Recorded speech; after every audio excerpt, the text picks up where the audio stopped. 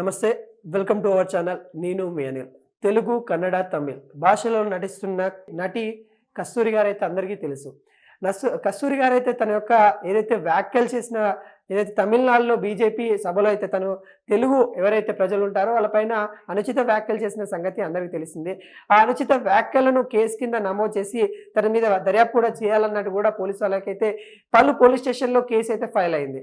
దానిలో నేపథ్యంలో తను పారిపోతుంది అనే విషయాలు కూడా కొన్ని వీడియోలు అయితే పుకార్లు చేసినప్పటికీ కూడా తను ఇక్కడికి పారిపోవాల్సిన అవసరం లేదు, నేను ఇక్కడనే ఉన్నానని కూడా తను ఒక వీడియో కూడా బయటకు వదిలిన సంగతి మనకి తెలిసిందే. తను హైదరాబాద్లో ఉండగా తమిళనాడుకి సంబంధించిన స్పెషల్ పోలీస్ వాళ్ళు అయితే వచ్చి మరి తనైతే అరెస్ట్ చేసిన దాఖలాలు కూడా కనబడతా ఉన్నాయి. తనని 14 రోజుల రిమాండ్ కూడా విధించింది. చెన్నైలోనే పుజల్ సెంటర్కి జైలుకి అయితే తనైతే పంపించడం అయితే జరిగింది. తర్వాత ఈరోజు తాజాగా తనకి బెయిల్ మంజూరైన విషయం కూడా మనకైతే కనబడతా ఉంది. తనకి ఎగ్నోర్మెంట్ కోర్టు బెయిల్ అయితే ఇవ్వడం అయితే జరిగింది. బెయిల్ మంజూరు అయితే చేయడం అయితే జరిగింది. తను ఏవైతే అనుచిత వ్యాఖ్యలు చేసిందో, ఏదైతే తమిళనాడుకి సంబంధించిన ఎవరైతే తెలుగు ప్రజలు ఉన్నారో వాళ్ళ మీద ఎవరైతే ఇక్కడికి వచ్చి పనిచేయడానికి వచ్చారని చాలా ఆరోపణలు ఏవైతే తెలుగు పైన వాళ్ళు అగౌరవంగా ఫీల్ అయ్యే విధంగా తను మాట్లాడిన విషయము మనకు తెలిసిందే. ఆ బీజేపీ సభలో తనకి మాట్లాడిన దానిపైన అయితే కొంతమంది మండిపడ్డారు. తెలుగు ప్రజలు కూడా చాలా విధాలుగా మండిపడ్డ విషయం అందరికీ తెలిసిందే. తను కస్తూరి గారు మరి తను చేసిన వ్యాఖ్యలు కూడా తన తెలుగు ప్రజలకి సారీ చెప్పింది. సారీ, క్షమాపణ, నేను తెలుగు ప్రజల్ని అందరినీ ఉద్దేశించి కాదు, వేరే పార్టీ మీద విమర్శించడానికి నేను మాట్లాడిన మాటలు మాత్రమే అనైతే తనైతే చెప్పడం అయితే జరిగింది. ఎవరైతే నటి కస్తూరి శంకర్ గారు అయితే ఉన్నారో తెలుగు భాషలలో కూడా చాలా సినిమాలు, సీరియల్స్లలో తనైతే నటించడం అయితే జరిగింది.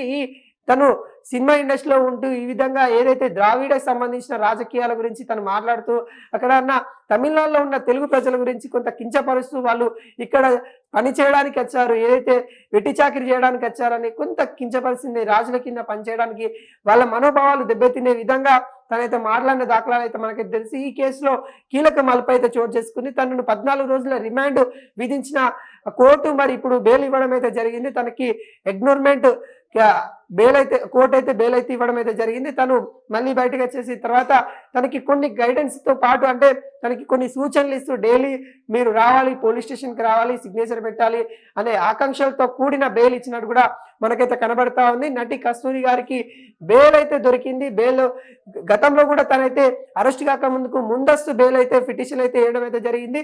దానికోసం నిరాకరించిన కోర్టు అని కూడా చెప్పుకోవచ్చు. మనకి తను ఏదైతే అరెస్ట్ కాక ముందుకే నన్ను అరెస్ట్ చేయొద్దు, నేను ఇక్కడనే ఉంటాను, ఎక్కడికి వెళ్ళను అనే దానిపైన అయితే తను కోర్టు కూడా ఆశ్రయించిన దాఖలాలు అయితే కనబడుతున్నాయి. కానీ తన పైన ఒక పోలీస్ స్టేషన్లో కాదు, 4-5 పోలీస్ స్టేషన్లు ఏదైతే తమిళనాడుకు సంబంధించిన తమిళనాడు ప్రజలు కూడా కొంతమంది కేసు పెట్టడం అయితే జరిగింది. ఈ వ్యాఖ్యలు దాని వెనకాల ఎవరున్నారు, ఈ రాజకీయ కోణం ఏంటి, అసలు తను ఆ విధంగా మాట్లాడాల్సిన పని ఏంది అసలు అనే వాటిపైన కస్తూరి పైన అయితే మండిపడతా ఉన్నారు. ఈ నేపథ్యంలో నటి కస్తూరి గారికి అయితే బెయిల్ దొరికినట్టు కూడా మనకి క్లియర్ కట్గా అయితే కనబడతా ఉంది.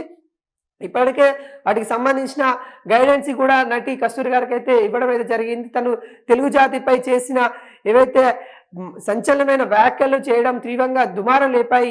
ఈ విషయాలన్నీ పైన పోలీసులకు దర్యాప్తు కోసం అయితే ఎంక్వైరీ కోసం అయితే తనైతే 14 రోజుల జ్యుడిషియల్ కస్టడీ ముందే తనకైతే బెయిల్ అయితే రావడం అయితే జరిగింది.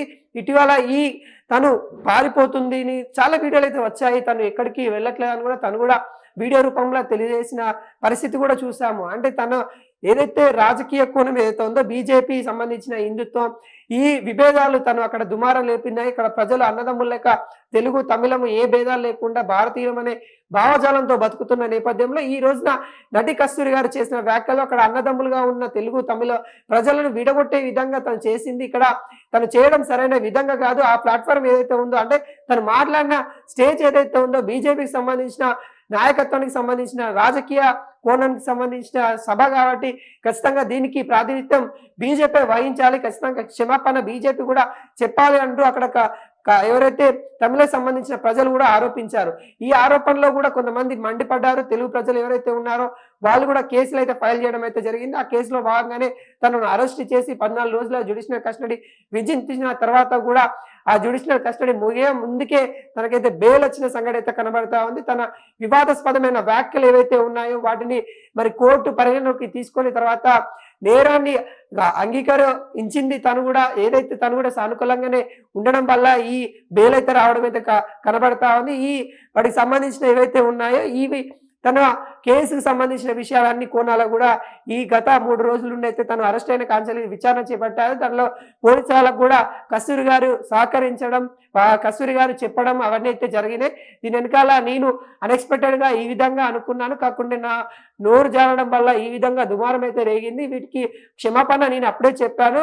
తెలుగు ప్రజలకు కూడా మరి ఇప్పుడు క్షమాపణ చెప్తా అన్నట్టు కూడా ఆమె అయితే సానుకూలంగా, అంటే క్షమాపణ భిక్ష అడిగి సానుకూలంగా కోర్టు వరకు అయితే సహకరించడం వల్లనే తనకి బెయిల్ వచ్చింది అన్నట్టు కూడా తెలుస్తా ఉంది. కొంతమంది దీన్ని కూడా రాజకీయంగా దుమారం లేపుతా ఉన్నారు. బీజేపీ సంబంధించిన నాయకురాలు కాబట్టి ఇంత తొందరగా తనకి బెయిల్ ఇచ్చారనే పైన అయితే ఆరాధిస్తా ఉన్నారు. ఏది ఏమైనా కానీ కస్తూరి గారికి అయితే బెయిల్ అయితే ఇయాలైతే మంజూరైన దాఖలాలు అయితే కనబడతా ఉంది.